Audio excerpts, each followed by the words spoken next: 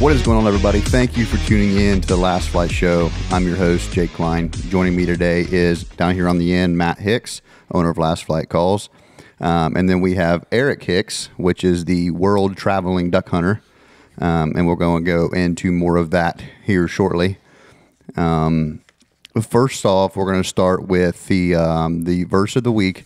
And then once we get into the show, Eric's been on the show before. He was actually on the very first episode when we just kind of got started, so we really didn't have anything specific we were talking about other than the podcast itself and what to expect.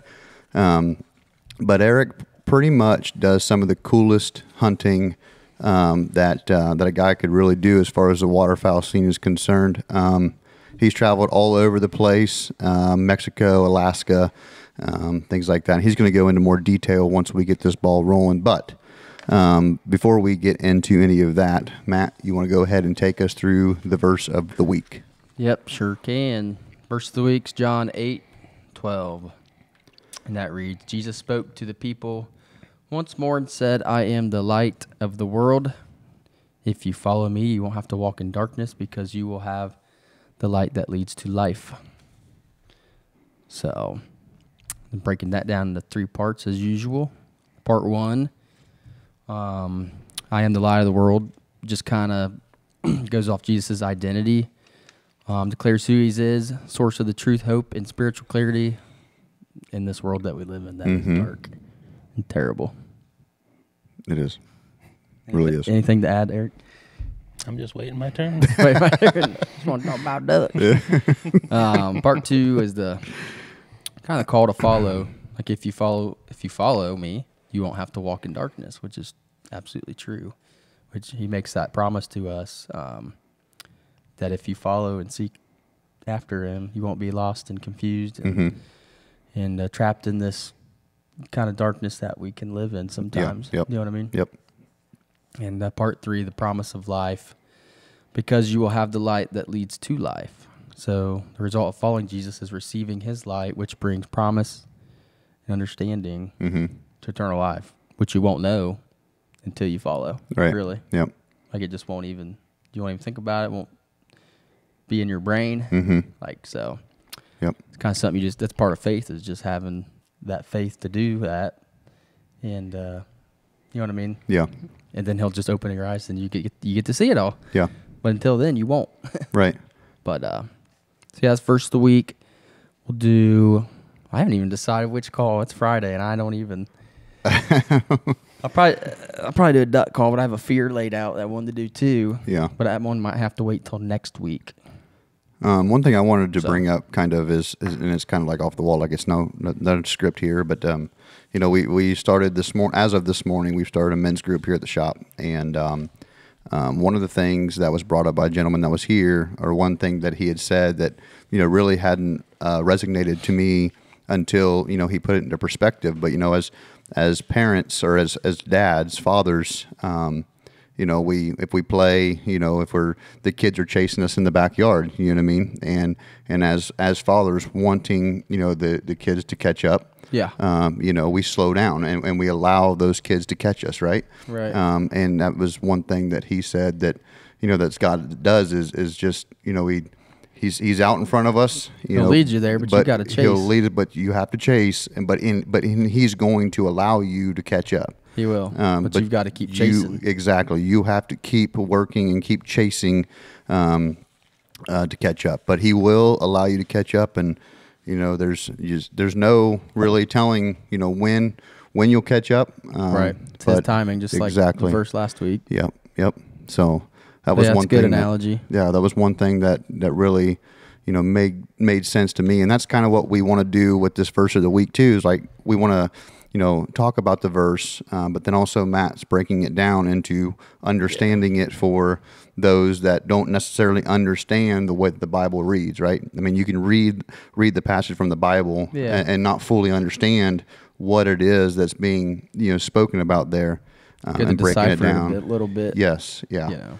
So that's there'll probably be plenty of times to where, you know, we we talk about something that had occurred in the men's group the morning the morning before the podcast, and it's just it's a good way to start the day. And then obviously the verse of the week and the call and everything. It's once the podcast hits Monday, then it's a good way to start the week on Monday. So put Scott on here, we can have a real long one. Yeah, we would, yeah. And I think he would. I think he would. We'd have to increase the podcast to about 3 hours, but I think it would be okay. So, all right. So, yeah, the duck's not moving. Duck update, no update.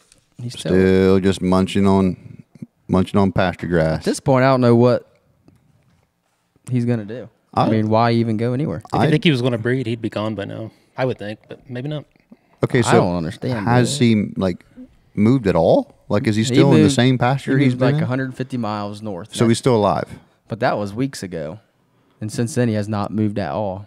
Yeah, it updated 5 hours ago. He's just hanging out. That's crazy. I don't even know why he left and went 150 miles north. It could have been just because somebody messed with where he was. Right. Messed with the habitat, or who knows? You know what I mean? Yeah, I got don't run out of that area, but he wasn't wanting to migrate, so he just went over there. You know what I mean? Yep. To a different region. But that's the mystery of it all. That's why it's fun to do the GPS stuff. And it is.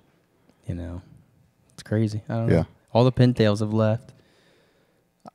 Every duck that has a tracker on it that they did is gone, except for mine, except for ours, dude. I don't know what's going on. Oh man. Probably a goat. Somebody bought that goat and took it somewhere else. All right, Eric. Well, in a nutshell, before we get this ball rolling, we'll go into break here in a minute. But before we go into that, kind of in a nutshell, explain kind of what we're going to go over today, and then we'll just we'll go for break from there. And then once we come back from break, then we'll just kind of break everything down after that. Okay. After the break it down. After the break, we'll break it down. So what we'll get into is, I guess, 15 years ago, I just decided it'd be really cool to shoot all 40 species of waterfowl. I guess there's 41. The sandhill crane, that's debatable. It's not waterfowl, but yeah. I have not shot that one yet. I got all the ducks and geese and swan. Is it classified as waterfowl? No. Okay. But it's on the list. It's on the list. But a coot is not, and it's more waterfowl. Really? Yeah, it's really weird.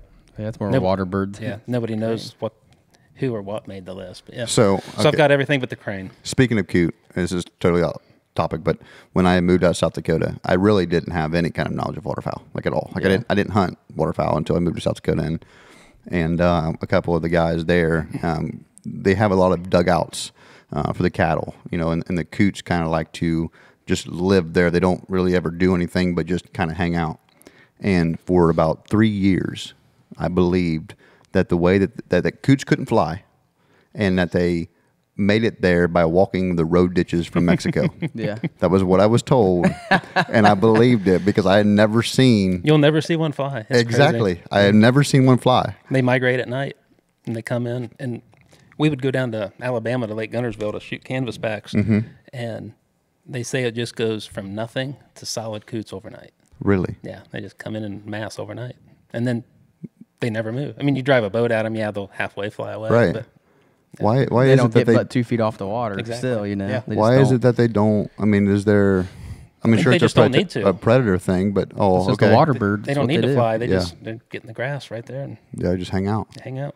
So we can do this as a 41-part episode series. Oof. Every week a new duck.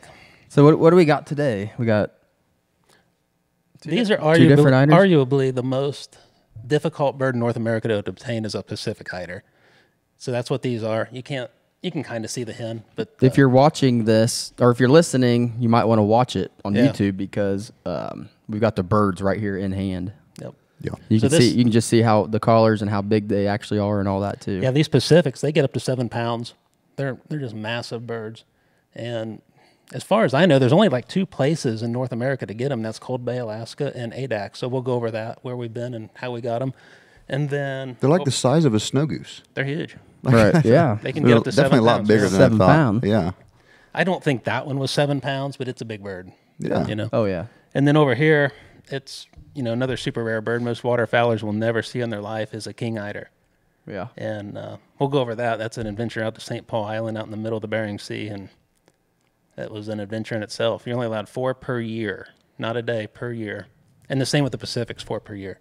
And And then up here we have Aleutian green-winged teal, which is totally different than the green-winged teal that we're used to shooting, and a cinnamon teal. So a lot of people don't ever get the opportunity to see those or harvest those too. So we'll kind of go over all those.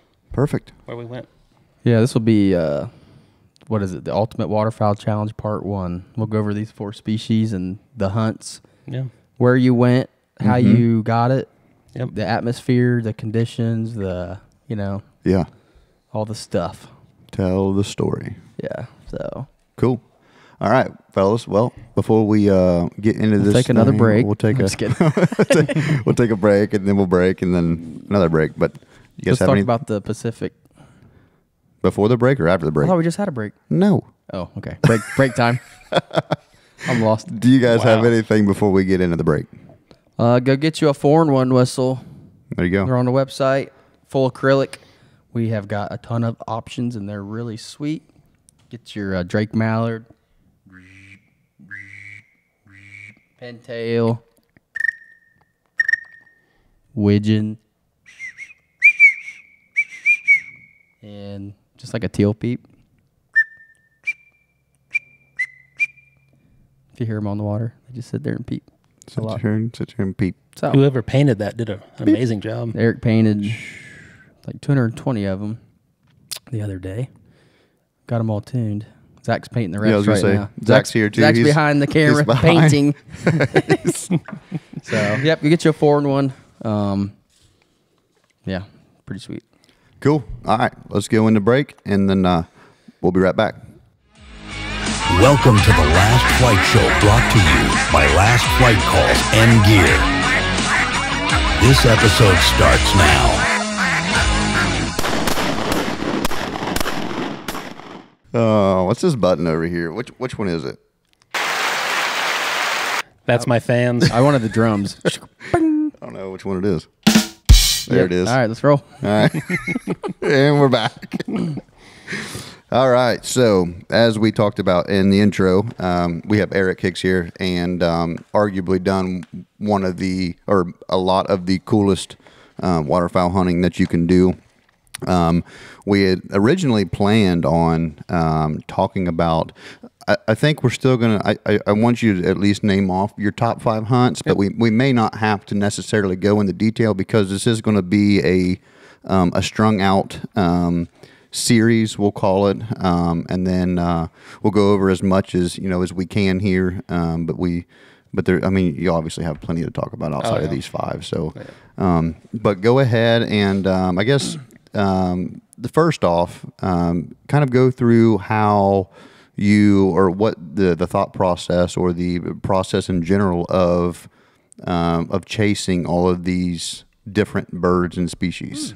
So was there a specific hunt that you had gone on that just something triggered, or is it just the curiosity of what else is out there in the waterfowl world? I think what I know what happened was, we were doing some light traveling on like Arkansas, Mississippi, some of that type of stuff. And I think it was like it was either Ducks Unlimited or Delta Waterfowl. It had a list of all the species of waterfowl. Right. And I went, I got that one. I got that one. I think I counted like 16. Oh, okay. And I went, cool, I already got 16 of these. And I had never even heard of these type of ducks. Yeah. And so that's kind of what spurred it. And at that point, I called my buddy Brad. I'm like, and I was doing a little research. I'm like, let's go to Alaska. I want to shoot a harlequin. And that's what started it. So 2009, that was the first kind of major trip to Valdez, Alaska to hunt harlequin. So that's what spurred it on. Okay. So it's been a quest ever since then. Do you think you take a trip about every other year? Is that what it is? We just did this the other day. Yeah, we just went through this the other day. Yeah, we sat down painting calls and we were talking about it. You'd hate to know. Yeah, you'd hate to know. So he asked me to be, or you asked me to be on the podcast. So I'm I need to kind of get my ducks in a row. So I just went back through pictures. Ducks in a row, literally. Literally. So 2009 was the first trip to Valdez.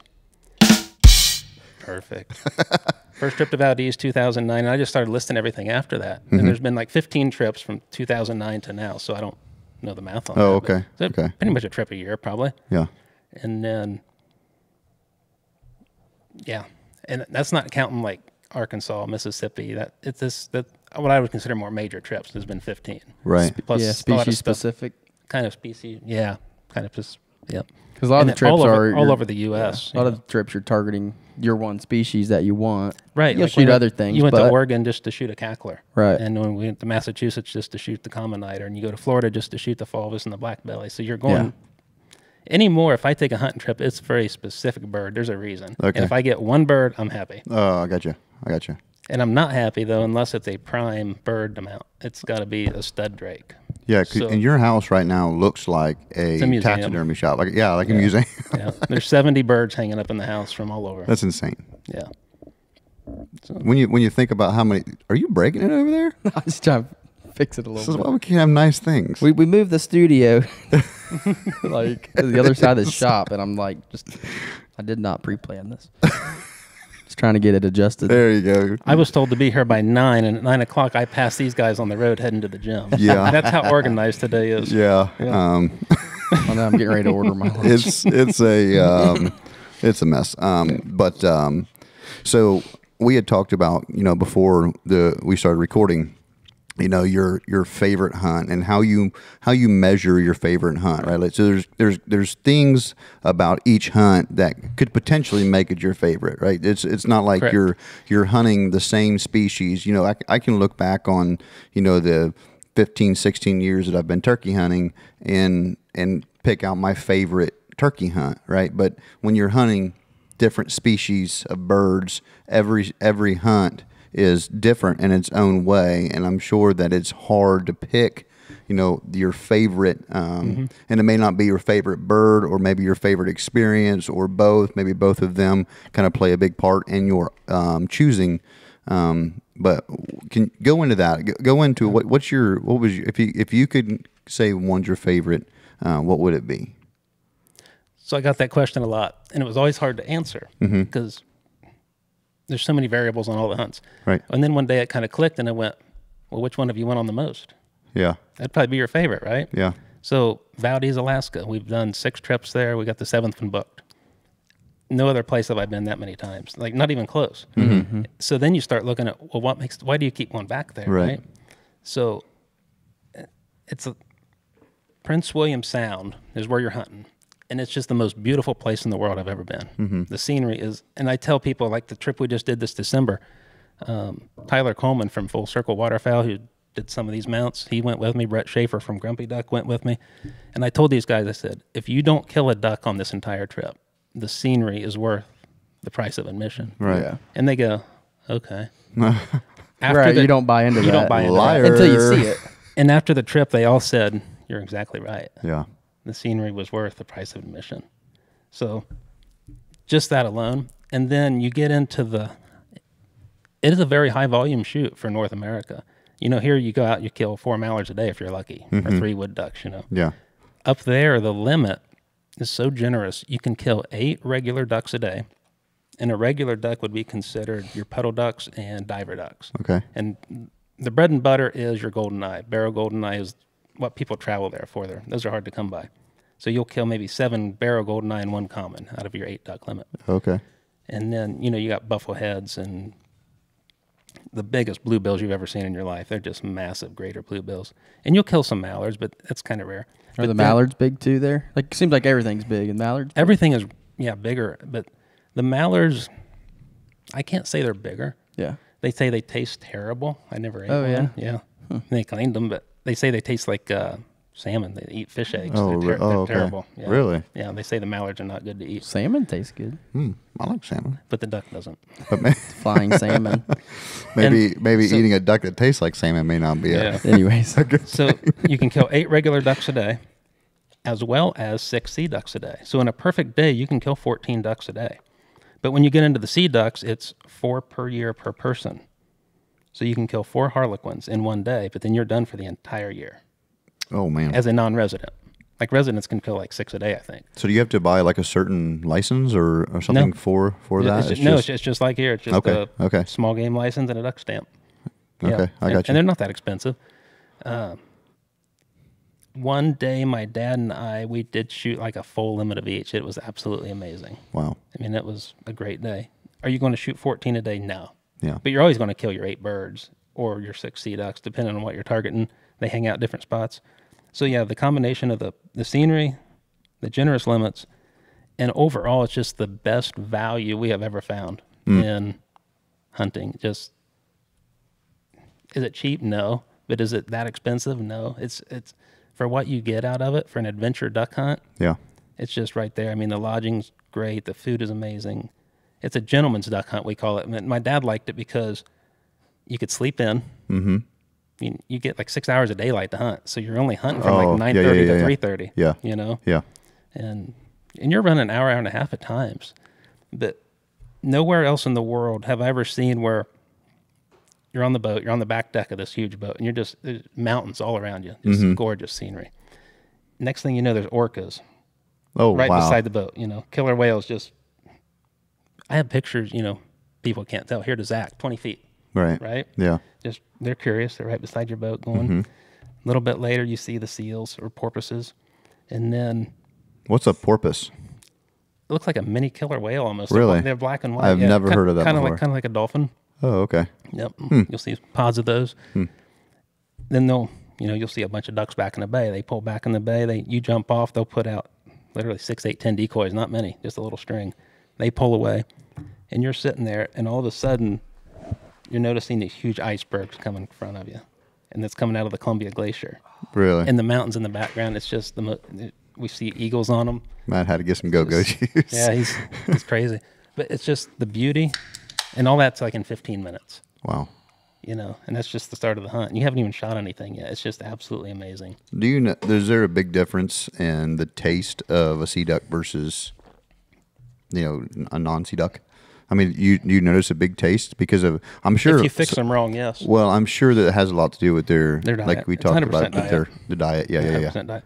But the best duck I've ever eaten in my life is Harlequin, hands down. Really? Yep. A guy fixed it. One of the captains out in Eiders fixed it. We had a really good Harlequin hunt one day, and some guys didn't want to take all the ducks home to get mounted. And he fixed it like with a mushroom and onion, kind of sauteed it, and it was the best duck I ever had in my life. It was Harlequin. Yeah. Huh. Yep. I wouldn't have Very thought cool. that. Wouldn't have thought that. It was You fabulous. wouldn't have thought that? Or No. You would have? Oh. Like a sea no, duck, don't you know think what I of that. mean? You think wood duck's teal, You throw it mallard. into like the diver category. Yeah. You know what I mean? Yeah. It was fabulous. Absolutely fabulous. Very cool. So yeah, Valdez my favorite hunt, hands down. So, let's see. What's the next thing we want to talk? The next topic. Let's go over. I mean, since we have the birds here, we can just kind of go over. Let's go over. Actually, just pick one. Just one of these birds and pick about it. Pick the hunt. So the king eider, a buddy of mine called up. He had booked the hunt. They had a spot available, so I jumped on it. And you got to book a couple years out for that. It's there's only a couple guides on the island, and they're only taking a handful of people. And that guide's probably only going to take 32 people a year to get the opportunity to even harvest a king eider. Yeah. So the wait list is kind of long. It's a very expensive hunt. The most expensive hunt you can book is a waterfowl in North America, at least. But it's one of those real high risk, high reward hunts. And the fleet of deadliest catch, I'm sure a lot of people have seen that, the big crab boats out there in the North Sea, the 20, 30 foot waves and all that. Yep. And you wonder if that's real. It's real. It's you see weather out there you've never experienced before. Really? Yeah. It's just crazy. Your Facebook is, I think your profile picture when you're sitting on the rocks, is that? That was in Valdez. Oh, okay. Okay. So I guess that was going to be my question is like, what's the, like when you're hunting the king eider, I mean, obviously here, we're either in a blind or, we're going to lay out blind or like a built blind, like on the lake or whatever. What's your blind situation, I guess? How are these birds to hunt? Okay. I mean, so there's no blinds. Let's just start back a minute. So the story on the king eider. Anytime you go to Alaska, you cannot book the trip like you would book it in the lower 48. You can't just say, okay, we're going to fly up on Tuesday, catch a charter flight out Tuesday afternoon and hunt Wednesday morning. It doesn't, it could work like that, but it's very rare. You got to plan on delays and missed flights. You're going to Alaska in December and January. Right. So we always go in like 2 days early, kill some time in Anchorage. There's so much to see and do around Anchorage. Get a rental car, go out, see the Doll sheep, see the ocean, there's so much to do.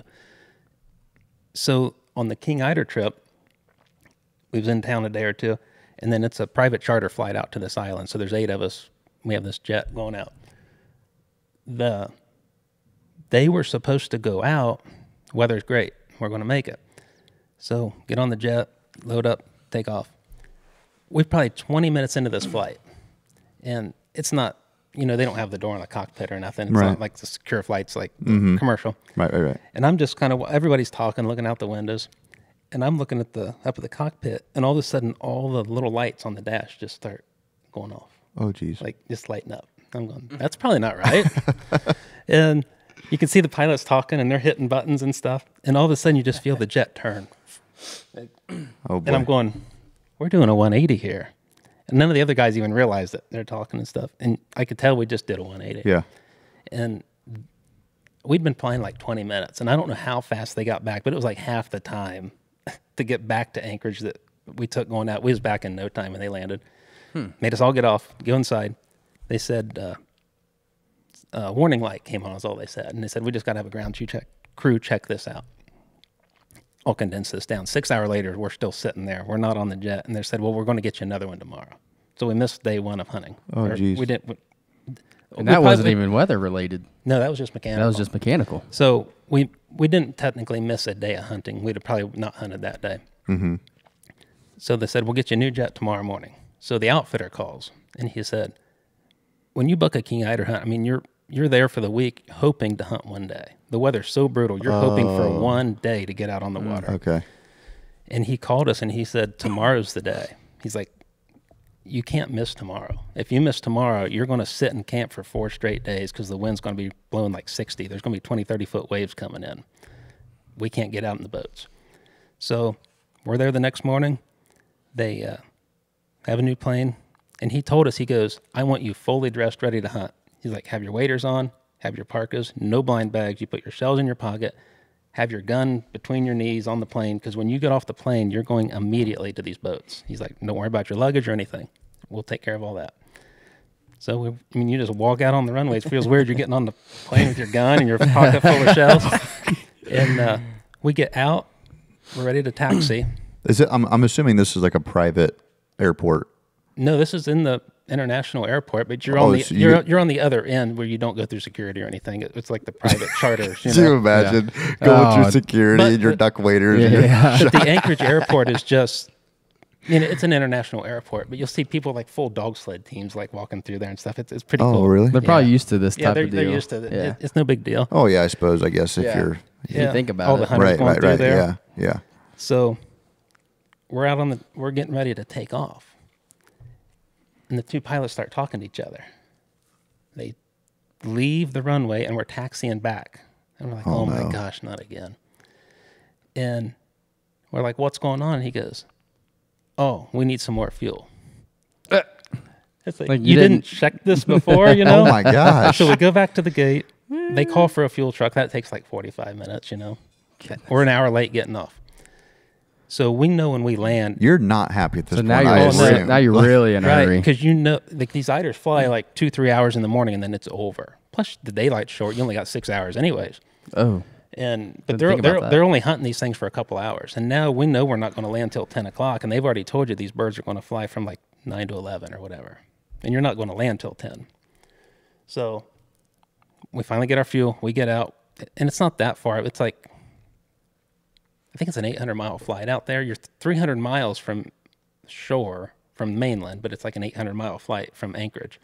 So we get there, land. We're like not even slowing. We're slowing down on the runway, and you can see these Suburbans coming at you, just coming down the runway. Oh, man. The plane stops. Sounds like a movie. The plane stops. They just wheel around and are like backing up to the plane. And as you're getting off the plane, the guys are looking at you like how you're dressed. And like, you getting this one, you getting this one, you getting that one, you getting that one. Because some guys have waders, some guys don't. Because they told you didn't need waders for the boats. So was there more people than just... No, there was just us 8 guys. Just you 8? Yep, just us 8 guys. So, you got your gun in your hand, you got your shells in your pockets, and they're saying, getting this, getting this, getting this, getting this. So they take Mike and I, a buddy of mine from Indy. We're in the Suburban. They take us over, and they take us to the dock, and they're like, where all the big crab boats are. Mm-hmm. And he just said, your boat's down there. And they're like, okay.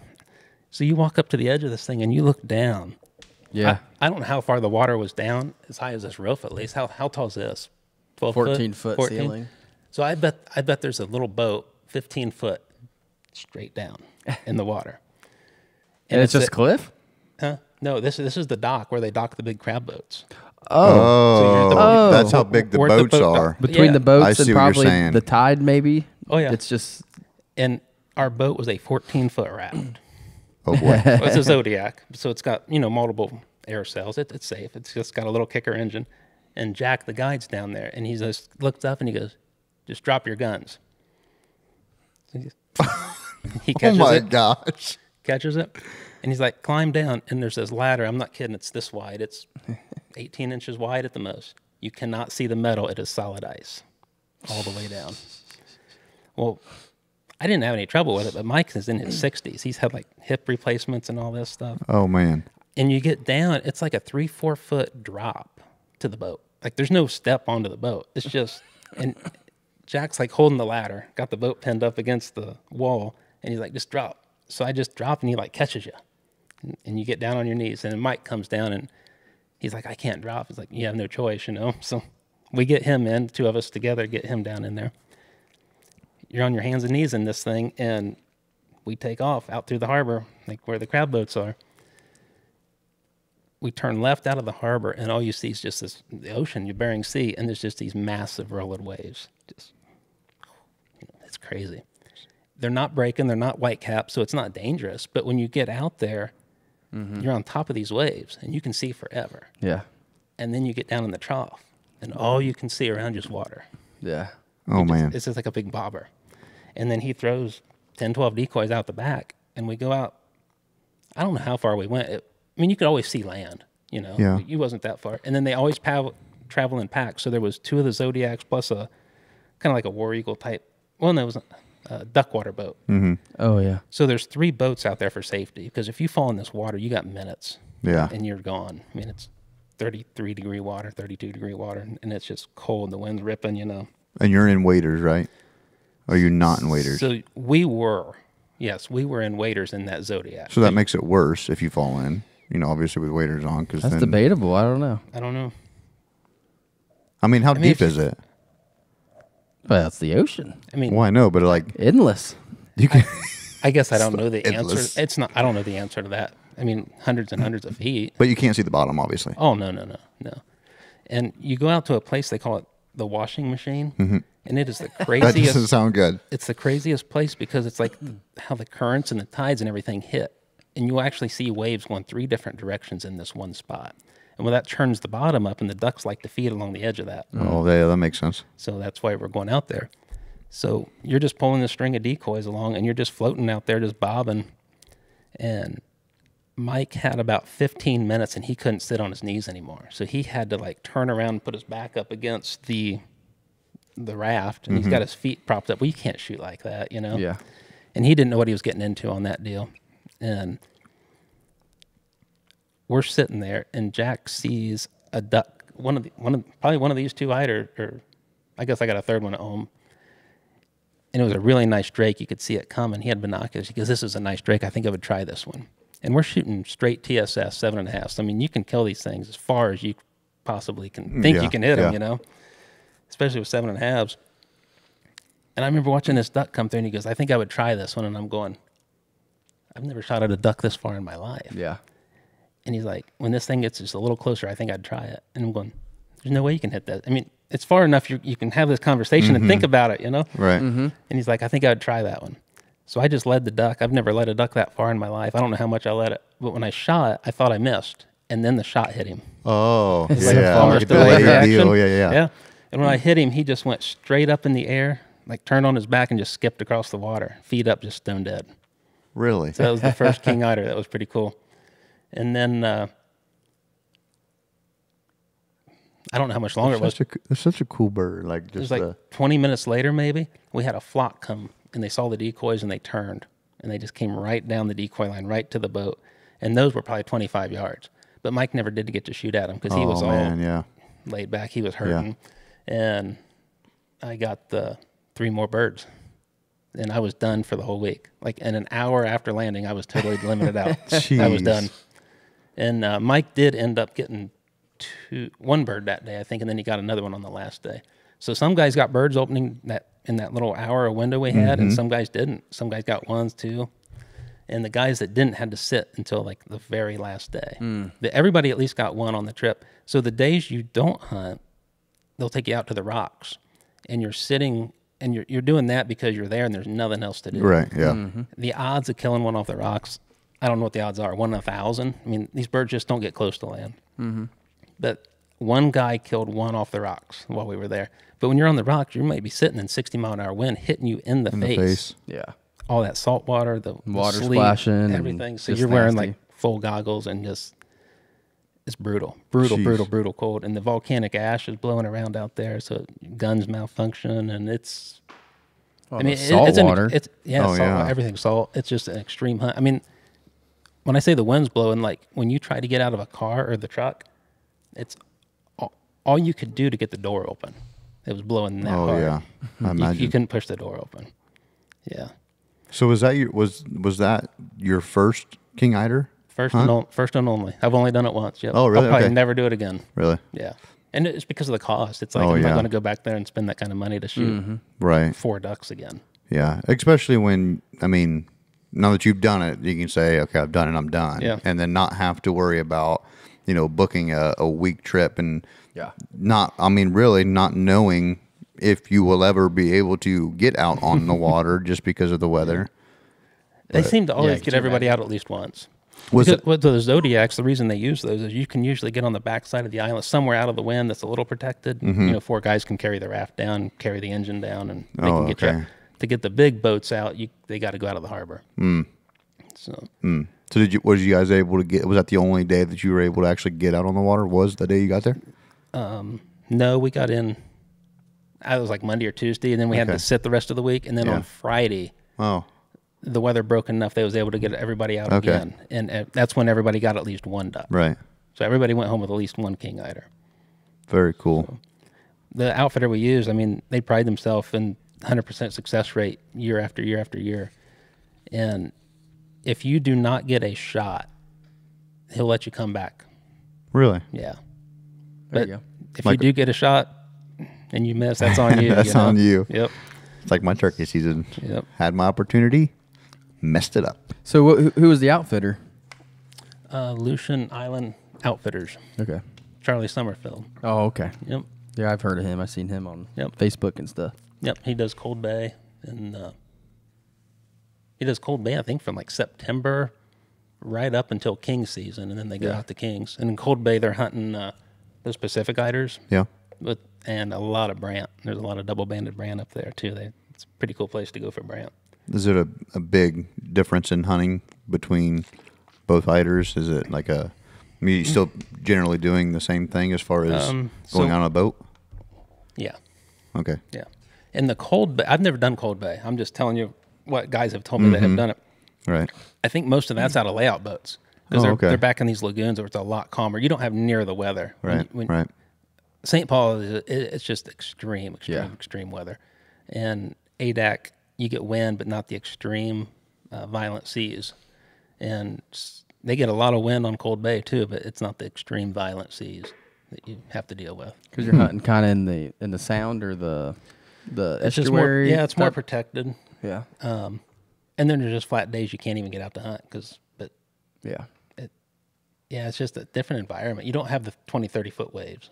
Now, are you always going in January or December? Yes. Yeah. That's Well, that's for just what? when they're. For the King Eiders, yes. Oh, okay. Yeah. What about the Pacific? Yes. Really? Yeah. Well, they will start hunting those, I think, in November Okay. Okay. on Cold Bay. And then goes, I think. And then, but the Valdez hunt, they start like November 1. Okay. And then they go till December 15th. Yep. Very cool. All right, so let's talk about the Pacific Eiders then. The hunt on that. Yep. I know that you had a lot of cool things that you were talking about before. So that hunt goes, it's called ADAC Island. So when you hit Anchorage, I mean, this trip, the guide there's times that the guide will tell you to come out like a week before your hunt even. Because I think back then there was like 1 flight a week. Now I think there's 2 flights a week to this island. So if you missed it, you were done. Oh, yeah. So you got to, when you do that hunt, you might as well just figure you may not be home for 3 weeks or so, depending on how flights hit or miss. Right. You can't, you just schedule some time out for that one. We got lucky flights. We didn't have any issues on flights. But when you leave Anchorage, it's another 1,200 miles out, out the Aleutian Island chain. I mean, you're near the end of it. I mean, you're closer to Russia, the mainland, Alaska at that point. So that hunt is time consuming, but it's really, really cool. Really cool. Adak is named famous, is what you was alluding to. It was famous because they started a military base. And that was pretty much to defend against Japan coming over the Bahamas, Pearl Harbor, right? Yeah. So I think it was World War II is when they enacted that base. It was like in the early 40s. I'm trying to do all this from memory. Right, yeah. I watched the Netflix documentary on this. Yeah. Well, tell us about it, because I'm trying to do it from memory. There was a study. I do know that it was in 1940s is when they did it. It was actually like a treasure hunting show. So they were there looking for treasure or something of some sort. So our guides were like helping those people like make that. Oh, stuff. yeah? Yeah. Yeah, that's what I watched. And so much of it's fake. Wait, so what you watched is the same thing that he's talking about? Like Same island. Same island. Same island. Yeah. Okay. It's a very famous island. Yeah. So a bunch of old buildings, just a bunch of old everything that's just abandoned. It's all the old. It's ghost town. It is a ghost town. They built a big military installation and a massive runway. That's why because when you take a jet out there, it's like a 737. There might be 1,200s on it, but it's a big jet. Right. Oh, wow. And they're bringing some mail and groceries and stuff along with that. But like I said, it started in the 1940s, and I think it was Clinton that ended it in 1997. And when they ended it, they just said, all the troops out, you're done. And they literally just picked up and left. And everything is still there. Yep. Everything. Crazy. Like in the church, it's like the pews are still like, the hymnals are in there and the bulletins are in the pews. And people, it's just like they left their ink pens lay on the desk and they just got up and left. So everybody just vanished. Just vanished. Isn't that weird? And everything is still sitting there today. That would be so cool just to walk through and just to see everything. And they have like a McDonald's, I mean, there were 6,000 people. They have a McDonald's? They have. Well, it's not open, but during the base. Not anymore. Yeah, burgers are still in there just like they were 40 years ago. But what's cool is you go up to like the drive-thru and look at the menu. Yeah. Oh, yeah. It's like the prices for 97. Oh. And all the little toys and the Happy Meals. Well, knowing 25-cent cheeseburger. Knowing McDonald's, the cheeseburgers probably taste the same. Yeah, they have not aged a bit. Not at all. But there's like a bowling alley there. I mean, it's all still intact. And, really? Yeah. So the guide we used out there, he's been, and I don't even know who you buy it from, but he's been buying a bunch of the buildings and the houses, and it's the old Army barrack houses, and then he remodels them, and that's what the hunters stay in. And then he's got birders that come in from all over the world, and in the summertime, and they'll pay him like $5,000 to go show him some little plover on the beach or something. Really? Yeah. Yep. What in the heck? And there's still military stuff going on out there. I know they got contracts doing different work. There's still like big battery dump sites and petroleum reserves out there, and they're trying to decide what to do with all that. And so that would be so cool to see. I think the population now is only 150 residents is what stay there year round. How big is the island? Like 2 miles wide, a mile wide? I don't know the answer to that. 180,000 acres rings a bell. I don't know what that would be. I don't know what that looks like. So 640 acres is a mile by a mile. I kind of want to look it up it's while big. we're talking. Oh, it's a good size island. Yeah. Okay. Yeah, it's so it probably could be like 20 by 20. And I'm thinking, like I said, this is all from memory. I'm thinking it's like 70 or 80,000 acres that the military kind of just said, this is ours now. Right, yeah. Yeah. And there's still a lot of spots on the island. There's big signs, do not walk out through here because of minefields and stuff. Oh, geez. It looks gorgeous. I thought it was ugly. Really? It's all grassland. I guess pictures are designed to like. We do that all the time. Yes, that's our job. It's probably better than Ohio. Yeah. So like the King Eider deal, you're literally on a black rock. Yeah, it's ugly out there. Oh, okay. There's caribou out there, and there's a Inuit natives that live there. But on Adak, it's just kind of rolling. I mean, there's some mountainous stuff, but It's just all like dead grass. To fly. And rock. To fly there, according to Google, it takes 1 day and 2 hours. Google is wrong. A flight time. A flight time. Of flight time. It's only 1,200 miles, so the flight's not. What's your wait time? It's like a three and a half. It's like a 3-hour flight or something, 4 hour. But you do have to, when you leave Anchorage, you stop in Cold Bay. Okay. Let people off. People get on, and then they follow you to Anchorage. Okay. Or to Adak. And then those people get off and get on, and then they fly all the way back to Anchorage. So It looks like it's roughly about 30 miles, the length of the island. Okay. So, and the best harlequin hunting I've ever seen in my life was on Adak Island. In fact, they actually told us, when you're hunting this week, do not shoot harlequins because we'll all go out and do a harlequin hunt one day. And I forget, it was a strait. I forget the name of the strait, but it was a pretty good boat ride to get over there. And they was dropping us off in like 2s and 3s. And in like a couple of hours, we shot our 32 harlequins. All Really? Drake studs. It was just amazing the amount of harlequins over there. so it was like dove hunting here. Not quite, but almost. Really? Yeah, it was pretty fast and furious. And we was Jeez. taking turns shooting. Like, we were filming each other, shooting Yeah. rigs coming in and stuff. There was just so many harlequins out there. And a lot of guys go out there for the emperor goose. Back when they took that away now, but back when you could shoot those, you could put in for like 25 tags for non-residents or 20 tags a year. A lot of the guys would go out there for that. I forgot all about the emperor goose. I put in every year and never got drawn. So, Really? yeah. Some of these guys I travel with, 3 or 4 of them got drawn. And they all went out to Adak and got them. That's not on the list. Nope. It's Why? not on. Why? It's, Why? because it's not a guarantee. Like, not everybody can do it, I think. Hey, that's just only part given, of it. They're only given like 20 a year permits, and that was short lived. So yeah, So They you still just do it can't. now, don't they? Or no? It's off. It went away. Oh, it's off. Yeah, the population dipped back low enough. They pulled it. Okay. They said, And I don't know how many years it went. 5-6 years. Yeah. But Banbury, him. He Did he get He one? got one. Yep, he got drawn one of the first years. In fact, the year of the King Eider hunt, that group went to Adak like a week or 2 before and hunted out there for a week, and then came back into Anchorage, and then met up with us, and then flew out to St. Paul. So they they were gone like 3-4 weeks on That'd that be hunt. so cool. jeez. Could you imagine? Yeah. Like that's your life. Like, and that you have that much time And money. and money. Have the money. That would to do that would be expensive, all that at once. It's expensive 2 weeks or whatever. Yeah. It's crazy. Why don't you take us one time? All expenses paid. I heard Last Flight is looking into it. Ooh. I'm trying to be the photographer. He takes me along. I know I keep trying to drag him to I that. will would- take that would be pictures for cool. free. For free. Yep. No extra charge. Yeah, it's fun. It's fun. You wouldn't need to pack very much food, just rice and chicken.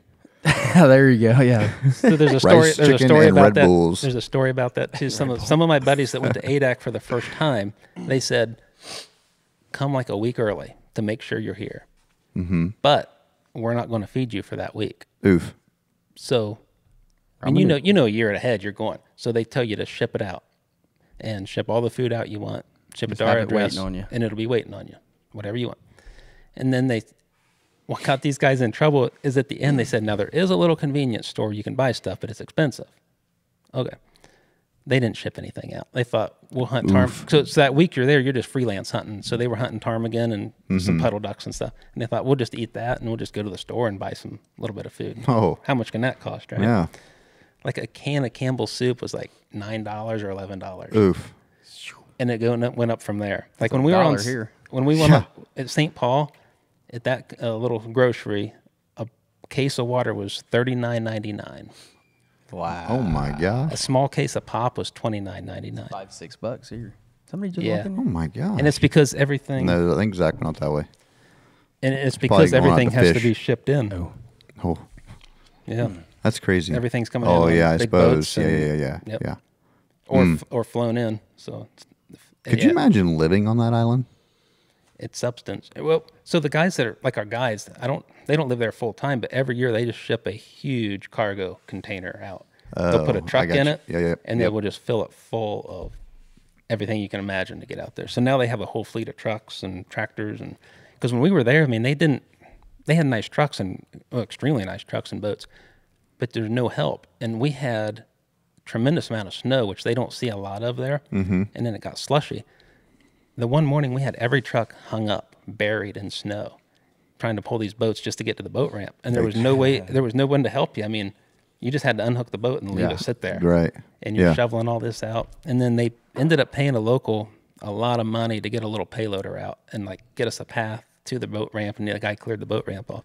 So now they got all their own stuff out there. They can do all that. They shipped it out in containers. But it's a different life. So when you're hunting the Pacific Eider, I mean, what's your setup? Like, how are you so that week hunting them? Yeah, that week was crazy. It was just like St. Paul's how we did it. And the weather was kind of bad, and we ended up taking a Zodiac, and 4 of us carried it across all these just huge boulder rocks. It was a job. Yeah. It was a job getting it just to the ocean. And then we got it set up, put a little kicker on it. Same deal. We just went out, and we all went out there to kill Pacifics. And in the whole week, we only shot 5 birds. Oh, wow. Yeah, it was rough. And I was just super lucky and got 2 of them. I got a drake and a hen. And it was the same deal. The drake was like so far of a shot, I almost didn't shoot. And, Really? And it killed him. And then the hen, she was a lot closer. She was probably like 40 yards. And then they told us, they're like, we just can't get out safely in these boats. Mm-hmm. If you want, there's a place that we can take you that you have to walk down a hill to get along the shore. And there's this little lagoon where these birds will come. Not all the time, but we've had luck in there. Right. And we're like, we're here, let's do it. Yeah. And then they're looking you over and they're like, you're not going. You're not going. You can go. You can go. Well, what they're doing is they're basically looking at your physical ability. And what, you had to go down a hill, right? Mm-hmm. Well, what they didn't tell you is this hill's like, I don't know, it's probably a 60, 70 degree slope, 300-400 foot down. Jeez. And it's snow covered. So did they only tell the people that they thought were capable of making that go? Basically, if you're not capable of getting yourself up out of there, you're not going on this hunt. Oh, I see. You're going to go Anybody shoot can something slide else this down. morning. Yeah. So what they did is you took kayaks and they put the decoys in it. They loaded all kind of stuff. They had these big, long, like 10 or 12 foot long metal poles. Mm-hmm. And they had huge ropes, like, I don't know how long the ropes were, 600, 800 foot ropes. And they just lowered all that stuff down to the bottom of this, in the kayaks with all your gear. Yeah. And then you just had to switch back down, back and forth, back and forth. And you just kept falling and you sliding and falling and sliding.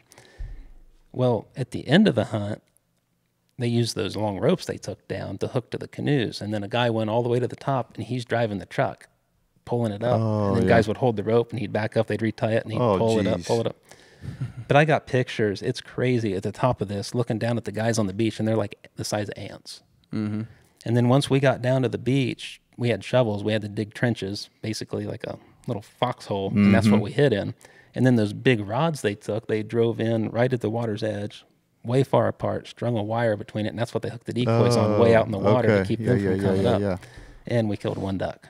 I mean, we spent all That's a lot of work. day Did you doing see more than 1 duck? that. Out in the distance. Oh, yeah. They just never came in the lagoon that day because they don't usually typically come towards land. they just wanna They didn't stay come out into there. 100 yards.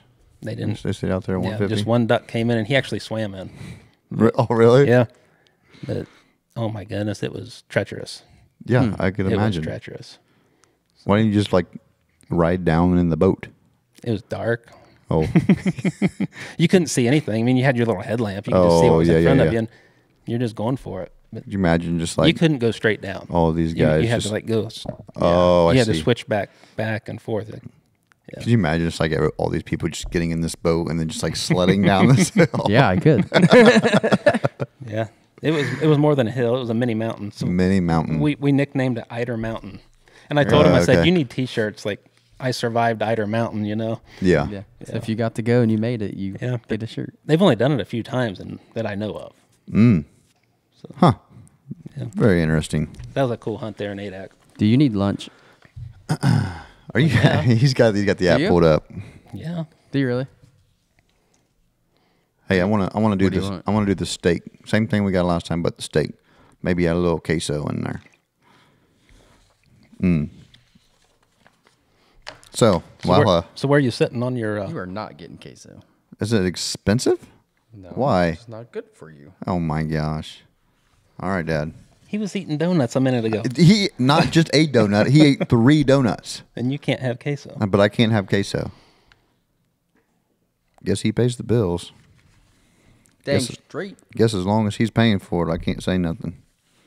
How you doing back here, Zach? You still painting away, buddy? Oh yeah. All right. So while he's getting the lunch situation figured out here, Let's travel south. Let's get out of Travel Alaska south. and go somewhere warm. ooh, Mexico. Mexico. This is the one where you said I could bring my wife, right? Or no? Oh yeah. Oh yeah. What? What do you want? He don't care about Mexico. Just Chipotle. We're eating Mexico. Worried about lunch. Oh yeah, that's true. I guess. I think that.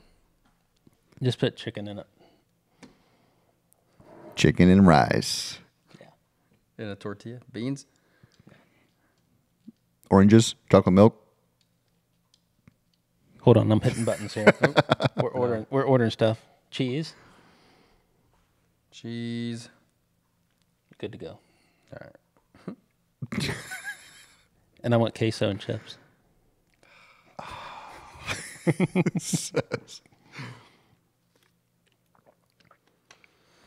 Boy, this is going to get the views. Us ordering lunch. Oh yeah. Everybody loves it. Lunch. Oh yeah. All right. Well, you ready to head to Mexico?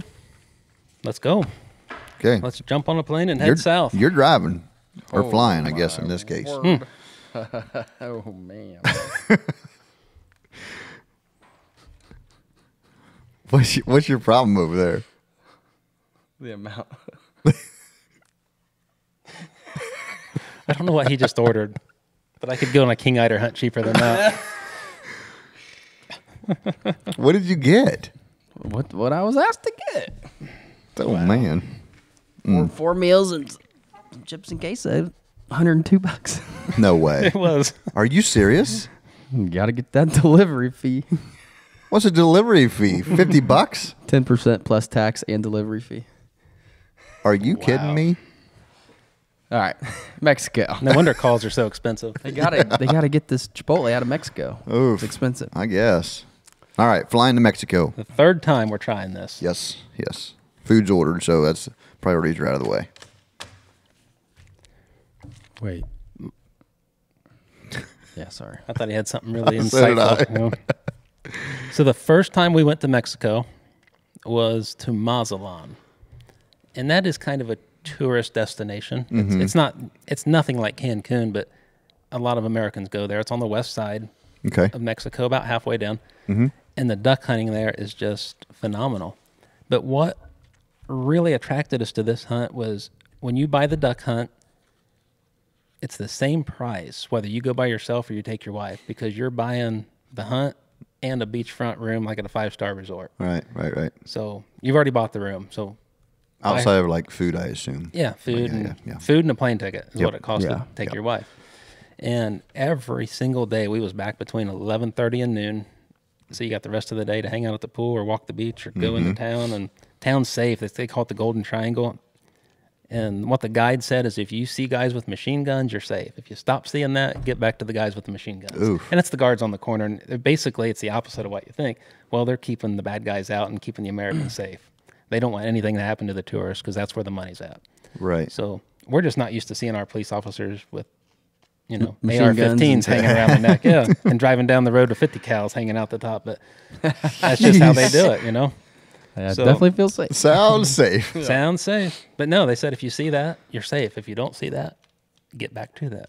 So yeah, we'd go out and walk the town and eat lunch out on the town with the locals and the real deal Mexican restaurants, and it was a wonderful time. Do they have like fences? Like how do they Fences? like? Yeah, like to keep the. No. So okay, so there's just that many. They Like just keep a strong machine police force. They just keep Just a machine And- gun driving around. 100%. There's still bad people in town, Oh well, but yeah, but it's rare to ever hear of anybody actually getting hurt or abducted or anything. I mean, you hear about that once in a while, but hey, honey, you want to go to Mexico? It's It's gonna be usually gorgeous. because You could they die, ventured but somewhere they shouldn't have been. exactly, Usually, they're out at night in a spot they shouldn't be. they left the machine guns. Yeah, don't leave. And I got a story about that too. We left the machine guns one time, and that is a whole story in itself. But we survived. But wait a minute. I feel like this is a story that I want to hear about. You can't just say that. You're right, exactly. well, we can go Like, back to it. hey, we almost died, but we're not going to talk about but that. But it's a non-hunting story. But yeah. I think we're all pretty invested in the this danger of going to Mexico. So I like machine guns. So we were talking to some people at the resort, just sitting around the pool, and they were not hunters. They were just people. A lot of people go down there for. It's a lot cheaper to go there than Florida. So people go stay 2-3 months at these resorts down there. And they said, "Have you been to the old downtown Mazatlan?" Nope, haven't been down there. And it's like, you've got to go down there. It's gorgeous, and the food is just absolutely just amazing. Okay. So we're looking on the maps. What's like 20 minutes away? And you're definitely getting out of the golden zone. Oof. And we're adventurous, right? So my buddy John, he goes, we'll just get like a little cab that's got an American driver, somebody that can speak good English, and we'll be safe. So we went out front and we found, it looks like a Volkswagen Beetle chassis. It's like a glorified golf cart is what it is, but it's gas powered. And they're just everywhere down there. So we find this guy that looks American, spoke great English, and we said, we want to go, is this safe? He's like, oh yeah, it's perfectly safe. And he said, it's a beautiful drive. He goes, it's down along the coast. You'll be along the beach line the whole time. I'm like, perfect, let's go. So we take off. Well, you get out of that, and it is a pretty drive, and we get almost halfway there, and it's like you're being set up at this point, because all of a sudden the little car just starts sputtering. Oh, geez. You know, and it dies, conveniently dies, and he just pulls off on the side of the road, and we're like, there's nobody around or anything. I mean, there's some traffic. Every horror movie you've ever watched is like running through your head at this point. And we're all looking at each other, and he gets back and he pops the little trunk, and he's messing around, and John and I are back there like, this is it. Like, this is we're where it all looking too, happens. like, well, we don't know what This to is do. the end. But we're a guy, you got to stick your head under the hood, right? And act like you know what you're doing. So he's jiggling stuff, and he's like, it's done this before. Well, he can't get it running. So the girls are just sitting in the back seat, and the one girl goes, just out of the blue, she goes, isn't Mazatlan where they caught that drug lord El Chapo? Isn't this where they like came in and took him out? Now he's back in the States. And the guy got all excited. He's like, yeah. And he turns around and he goes, right there, this building. See all those Christmas lights around that? And they're like, yeah. He goes, that's the room they pulled him out of. Oh, no. Right there. And your vehicle Like, oh, conveniently great. breaks down in front of it. In front of the cartel's hideout, you know? Oh, yeah. And like, that's kind of cool, kind of scary, right? So the girls, they got to go over and get their pictures taken in front of this place. Oh, yeah, that sounds like a great So they idea. leave and they go over there. What And is happening? And this guy calls his buddy, and he's like, man, I'm broke down. I need you to come get these guys, right? I'm like, okay, so now his buddy's coming to get us. His buddy came and got us and took us on. Nothing happened. We got to, and when you're getting closer to this downtown, you're going through all these like back streets and alleys. There's like, you know, homeless people, drunk. It's poverty, and it's bad. But then you pull up to this huge fence, and he goes, go through that gate, and that's where you're going. And we're like, how do we get out of here? Like, where do we find you? Or, you know, and he's like, well, once you get in there, go to the opposite end. There's another big fence like this. You go through that, and there's taxis to take you back. Okay. So when you go through that gate, it just turns into absolute beauty, like downtown New Orleans type. It's just restaurants everywhere, and it's a big square, and it's all fenced off. But it's these old buildings that are just redone, I guess, you know, rebuilt. Restaurants, live music.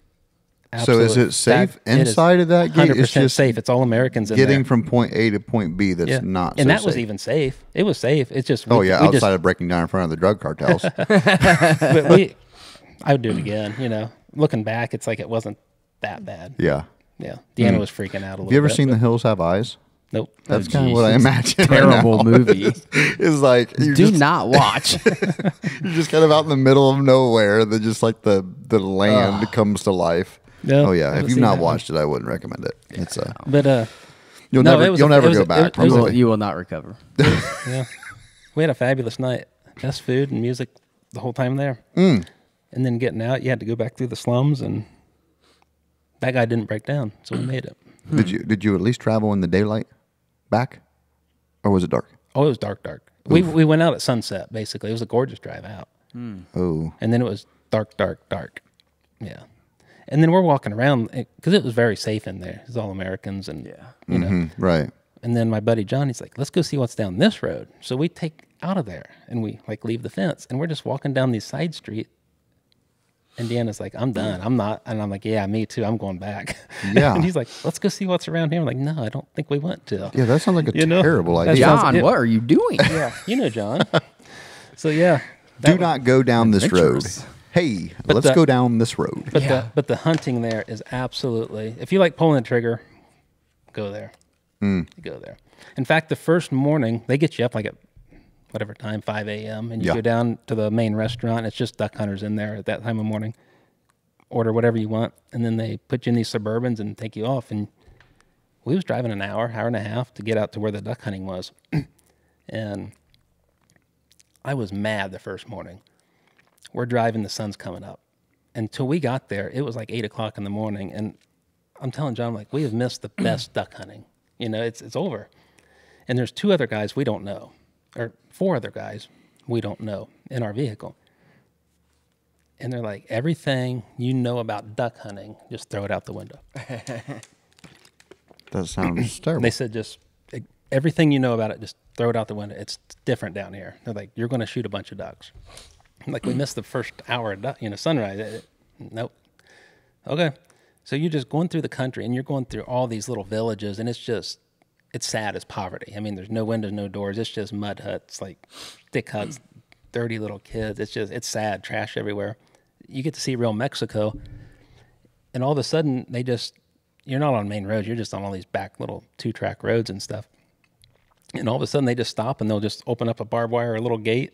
We pull it in, they cut it, close it, and you just start driving through this pasture. Well, they're going to these little cattle lots is more or less. It's just a little mud puddle that the cows are drinking out of. Okay. Well, the ducks are coming in there for fresh water. Oh. And that's the first day. I don't know any of this. So we get out of the car and we're following like little ducklings, You're just thinking, through the I'm brush. going duck hunting, but we're in the middle of nowhere. Exactly. It's no just like, water. It's like South Texas is what it looks like. And the guide, there's 2 guides, and the one spoke decent English. The other, you couldn't really communicate with him. Whole lot of sign language. Yeah, and he did. He just put his hand up like stop. Hmm. So we all stop, and he crouches down, and he real low, and he like duck walking, and he goes up this little bank, and he peeks over, and he ducks back down, and then he motions for us, come, down, but come, and we're all like peeking up over this edge, and this little mud puddle. If there's one, there's 3,000 ducks sitting in it. It's solid. You can shoot across this thing, but you can't fit another duck on it, and there's ducks all around the bank. And then he stands up, and this place just erupts with ducks. So we walk down to the edge. He takes 2 pieces of rebar, taps it one in the ground, taps the other in the ground, and stretches a little piece of burlap across. That's the blind. There's nothing above you, nothing behind you. You're in the wide open. And they put 6 little stools down. And I'm thinking, what in the world? And then the decoys, he put 10 or 12 decoys out, and they're right in front of your little blind, like a foot in front. They're not even out in the water. Oh, jeez. I'm like, what in the world are we paying for here? And then the guys that have been there before, the one just looks at me and John and he goes, you guys do what you want. We shoot 1 duck at a time just to make it last longer. And we're like, okay. So wait, back up. So you jumped the birds off of the water? So when we stood up, the birds literally jumped up and left. They're gone. So like a good old Mexico and we did, jump shoot. And we did not jump shoot. So they come back to that water? You just scared them off. We scared them off. And then they start trickling back in. Yeah, not here. They're going 3 miles. Exactly. In 5 seconds. Might get a couple. See ya. So Yeah. now you know where I'm coming from. This Yeah. is like, what are we paying for here? And they put this little blind up that's doing nothing. The burlap's, Oh yeah. I mean, it's down to your chest, and you're just sitting there on these buckets. They give you brand new shotguns, nice shotguns. We're shooting Benellis and Berettas, and you're shooting number 6 lead, 1 1/4 ounce lead, no plugs. And the guy says, we just shoot 1 at a time to make this last longer. Okay. When in Rome, so we agreed to that. And I turn around and look, and there's this Mexican sitting behind me, about 10 feet wide open. I mean, there's nothing above, around, no brush, nothing. And like a navy blue T-shirt and blue jeans. And he's got a little clicker counter in his hand. And he's just sitting there. He's just waiting on us to start shooting ducks. What is happening? So, and the rule is at this place is you get your own little blind bag. It's got a couple bottles of water, and it's got 100 shotgun shells in it. and the limit's 20 ducks. You're either going to shoot 20 ducks or shoot 100 shells. A person? Per person. Whichever comes first. Okay? One of the two things is going to happen. 20 ducks or 100 shells. And this guy's behind us with a clicker counter. 100 shells, I'd be done after 25. Just not being able to move. Oh, Jay. So these ducks start coming in. They're not decoying. They're just coming to the water. You know, they can't even see the decoys. And we just start shooting these birds basically one at a time. He shot one. He kills one. He kills one. You kill. Just go down the line. We shot 120 ducks in 90 minutes. Oh, my God. It was amazing. Just one at a time. One at a time. One guy at a time. One guy at a time.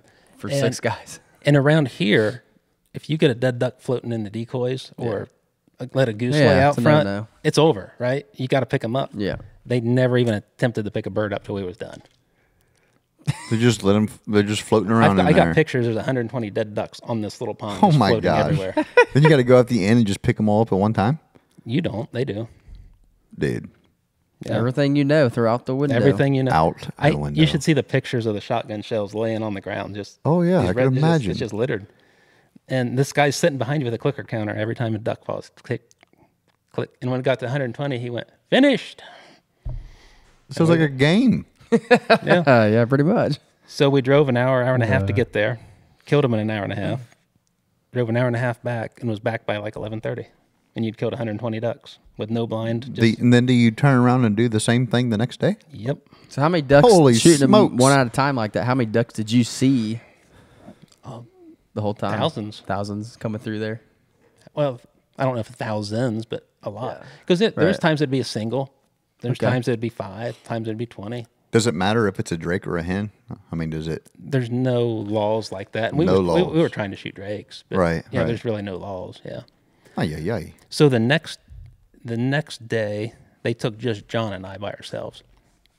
And I told him, I said, I just want to shoot strictly teal tomorrow. And okay. So they took us to this little teal place, and it was a long, skinny, really, I mean, you could shoot across it. So 35, 40 yards at the most wide, hundreds and hundreds of yards long, perfect rectangle. I'm not sure what, Right. I don't know why it even existed like that. Somebody Yeah. dug it. And it was like, we would call it honeysuckle, but it was just brush on all these sides. So our guide took us down, put 2 little stools out, and we're sitting there. There's no decoys, and they just disappear. And there's no instructions, no communications. They just disappear. And we're just sitting there. And I'm thinking to myself, at least put a decoy out or something. Yeah.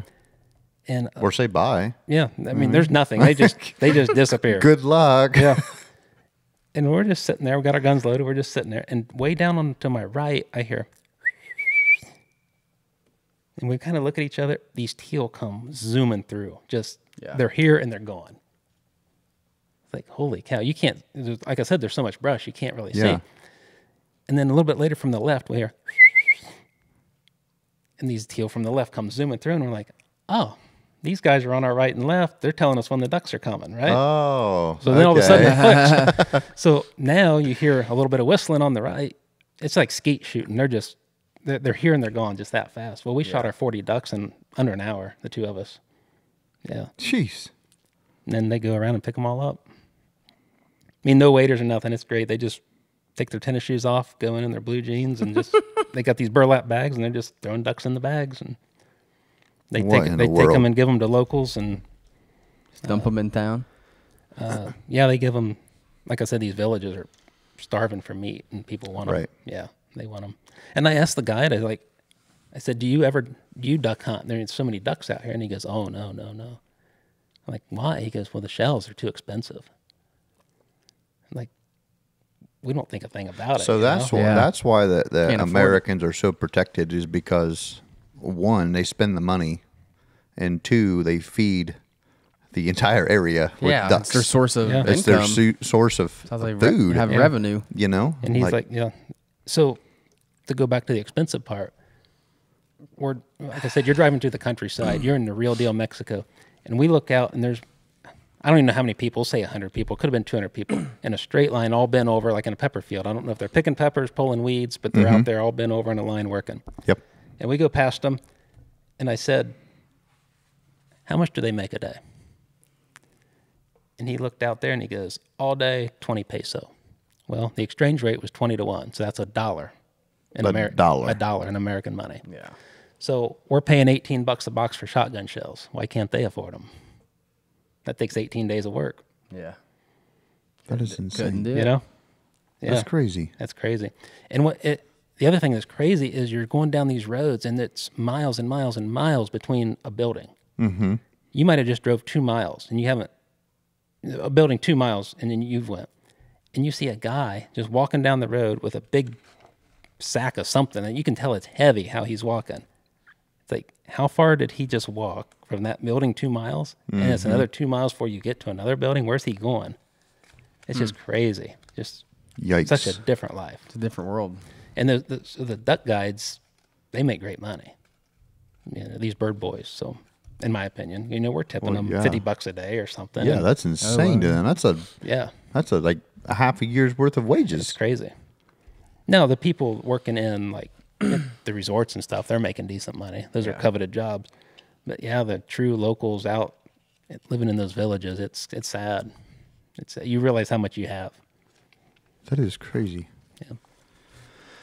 All right. Well, I think we'll stop it right there, and we'll get into more of these hunts on upcoming segments. Like I said, this is going to be like a series deal. So We could go for hours. hours Yeah. and hours and hours, and Yeah. realistically, it is really cool to, especially for guys like me that I don't really go anywhere crazy and fun and exciting, so I don't get to experience the stories and and stuff like that. So Let's take one more minute, or give me 3 more minutes. 3 more. 3. To go back onto the You're on the clock. To go back on the Mexico deal, Yeah. we were talking, you kill 120 ducks. And the guys up here in the States are like, you're killing all our ducks. And they get mad about Oh, it. yeah. There's a big controversy. I didn't think about that. Well, I mean, Same there's ducks. literally no laws down there. I mean, they tell you the limit's maybe 20. Another hunt we'll get into later, they never told us stop, and they never told us a limit. it's And self-imposed. it got kind of crazy. But what they say is all of the birds killed in Mexico for the entire season does not equal the number of birds harvested in Arkansas in the first couple of days of season. Oh, really? Yes. Is it because it's so isolated? Where the only birds people are in hunting Mexico? them are Americans. And there's millions and millions and Oh, millions yeah, and I millions and millions. suppose. This is for another hunt. But yeah, you go into a marsh that's 350,000 acres. This guy has sole access, and there's only 8 of you in there. And they only hunt that a day or 2 a week. And the birds are just lousy. The pressure in the U.S. is crazy. So, To where we're hunting them when they're here. Like if they're here, we're hunting them. right. Yeah, they get And- hunted hard. But yeah, and I've heard other guys say that like all the birds killed in Texas in a year. And I forget that it's like 9 times or 20 times the amount that was ever be killed in Mexico. It's just staggering. Wow. Yeah. So, and all that meat is donated back. Like the one day we dropped it, or we didn't, but they went to a prison and dropped off like all these bluebills we shot and stuff. So, Wow. and the doves go to, villages. And, That is insane. yep. All righty. Well, I think that is going to wrap this episode up. Food's about here. Food's about here. We were going to eat, and then I got to get to work on editing this thing. But is there anything that you wanted to talk about, or in closing, any kind of comments that you may have? That just go and do Yeah. it, experience it. So many guys that are, Matt knows, I've hunted with all these guys that are now in their 80s. Yeah. I got to hunt with them when they were in their 60s because I had the ability to hunt all the time when I was 20, you Right. know? Yeah. So you had to hunt with retired guys. And they're all saying, I wish we'd have done what you did, because now we got the time and the money to do it, but we don't have the ability. Oh, yeah. Go while you have the ability. And Right. Yeah. I some of these guys that go to Africa that I know very well, they've even been telling us, they're like, figure out, work a second job, get the money, go now, because you're not going to be able to do that later in life. Right. So Yeah. do it. Find a way, go do it, see it. It's a whole nother world, and it's a lot more fun than shooting mallards and wood ducks in Preble County. Yeah. So, Yeah. yeah. What you got, Matthew? You got anything to add before I'm ready to eat, dog. You're always ready to eat. I'm just chilling Same here guy on this that just one. ate 3 donuts and Stop. Won't even let me order a queso. I got you queso. My man. All right. That is going to wrap it up for this one, guys. We appreciate you tuning in, listening, watching, whatever it is that you're doing. Like I said, it goes a lot further for us than you may understand or realize. The amount of people that have reached out to us, for the verse of the day and kind of explained their verse of the week, and explained their experiences has been pretty cool. So, keep doing that, and then we'll try to include that on our opening intros for the podcast moving forward. But if you guys don't have anything else, we're going to wrap this thing up, get something to eat, edit this thing, and get it ready to go out on Monday morning. Sounds good. Alrighty. All right, guys. We appreciate you tuning in, and we will see you on the next one. See ya.